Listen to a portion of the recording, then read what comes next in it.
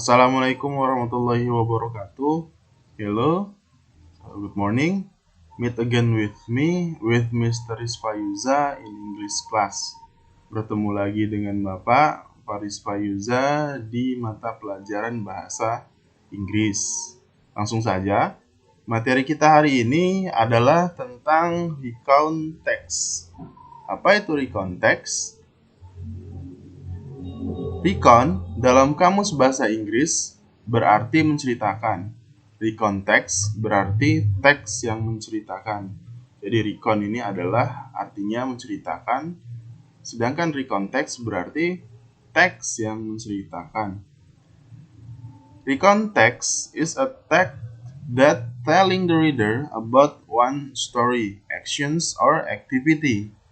Artinya di sini, recount text adalah sebuah teks yang menceritakan tentang suatu cerita, tindakan, atau kegiatan.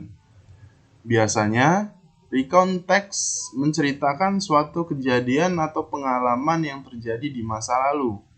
Contohnya, seperti pengalaman berlibur atau suatu pengalaman bertemu artis idola Anda dan lain-lain. Di sini, recount text menceritakan suatu kejadian di masa lalu, berarti dia ataupun recount text di sini sendiri menggunakan past tense atau kata kerja bentuk kedua, karena di sini menceritakan suatu kejadian di masa lalu ataupun masa lampau. Berbeda dengan naratif teks, pada recount text tidak terdapat complications atau konflik masalah. Naratif teks dengan recount teks itu mereka sama-sama menggunakan kata kerja bentuk kedua ataupun past tense. Yang membedakan, jika naratif teks di tengah kisah ataupun di tengah cerita terdapat complications ataupun konflik ataupun masalah, sedangkan untuk di recount teks tidak ada complication ataupun konflik masalah di dalam kisah ataupun di dalam cerita ataupun di dalam teks recount ini. Jadi berbeda ya dengan naratif yang ada masalah. Kalau di recount tidak ada masalah, cenderung ceritanya agak datar karena tidak memiliki masalah ataupun konflik di ceritanya ataupun di kisahnya. Selanjutnya ada macam-macam dari recount text. Ada 3 macam dari recount text. Yang pertama adalah personal recount, yang kedua factual recount, yang ketiga adalah imaginatif.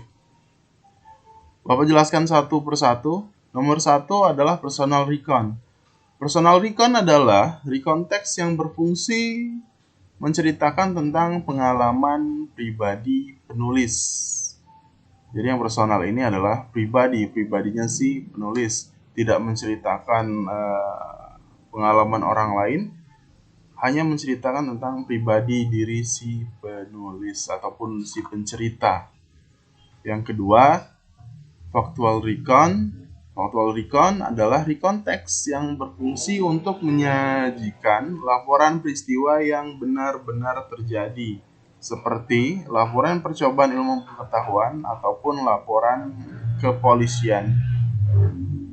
Berbeda dengan yang pertama, personal recount pengalaman pribadi, kalau yang factual recount adalah berfungsi untuk menyajikan laporan yang benar-benar terjadi, seperti ilmu pengetahuan ataupun laporan kepolisian. Ini ceritanya sama-sama terjadi di masa lalu. Berbeda dengan personal recount yang belum tentu kebenarannya, ini masih 50-50 terjadi atau tidaknya, karena ini adalah pengalaman pribadi penulis. Kalau yang factual recount adalah ini benar-benar peristiwa yang terjadi di masa lampau. Berbeda ya yang antara nomor 1 dengan yang nomor 2. Yang terakhir, yang ketiga adalah imaginatif. Imaginatif adalah jenis recount text yang berfungsi menyajikan sebuah cerita imajinatif ataupun hayalan, lalu menuliskan peristiwa atau kejadian yang telah terjadi. Yang ketiga ini berbeda juga dengan yang 1 dengan yang 2. Yang imajinatif ini cerita karangan, bisa disebut juga dengan karangan ataupun hayalan karena ceritanya imajinatif. Yang imajinatif ini kemungkinan besar dia adalah cerita hayalan, berbeda dengan personal recon yang masih 50-50, masih 50-50 antara hayalankah ataukah memang terjadi. Kalau yang factual recon adalah yang benar-benar terjadi, ini udah 100% terjadi. Kalau imajinatif dia adalah hayalan saja, karangan saja, kemungkinan besar tidak terjadi di masa lalu atau di masa lampau. Selanjutnya adalah tujuan dari recon text. The purpose of recon text is to entertain or inform the readers. Entertain or inform. Tujuan recon text adalah untuk menghibur. Entertain ini menghibur. Dan inform ataupun menginformasikan para pembaca ataupun pendengar. Tujuan komunikasi dari recon text adalah menceritakan suatu pengalaman atau kejadian yang terjadi di masa lalu dengan tujuan untuk dua tujuan, menghibur dan menginformasikan. Jadi tujuan dari recon text itu ada dua, menghibur dan juga menginformasikan para pembaca. Kembali lagi seperti yang macam-macam recon text tadi, menghibur ini bisa ke personal recon ataupun imajinatif, yang menginformasikan bisa ke factual recon karena memang kejadian benar-benar terjadi. Selanjutnya adalah generic structure recon text. Sama seperti teks bahasa Inggris lainnya, recon text juga memiliki susunan atau structure. Generic structure recon text terdiri dari tiga susunan. Yang pertama ada orientations, yang kedua ada events, yang ketiga ada reorientations. Orientations adalah menceritakan mengenai latar belakang, informasi tentang siapa, di mana, kapan kejadian atau peristiwa terjadi. Ini orientation ataupun pembuka.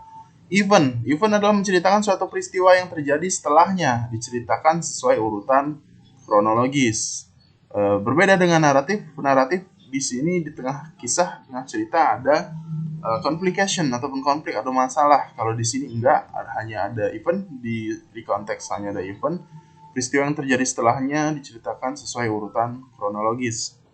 Yang terakhir ada reorientations, berisi rangkuman atau conclusions. Conclusion adalah penutup ataupun rangkuman bisa dari semua kejadian.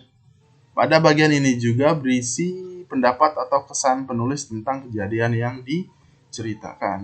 Kalau jika recon text ini lebih simpel dibandingkan seperti naratif teks. Kalau naratif teks ceritanya lebih kompleks dibandingkan dengan yang recon text. Di sini ada contoh dari recon text. Judulnya adalah Vacations to the Beach ataupun berlibur ke pantai. Vacations to the beach, berlibur ke pantai. Ada tiga generic structure-nya, ada orientations, ada event, dan juga yang terakhir adalah reorientations.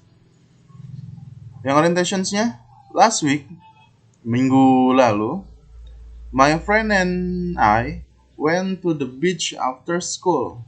Minggu lalu, saya dan teman saya, kalau di dalam bahasa Inggris biasanya bertemu dengan kata-kata ataupun kalimat my friend and I, dibacanya yang pertama adalah sayanya dulu, baru diikuti sama teman saya.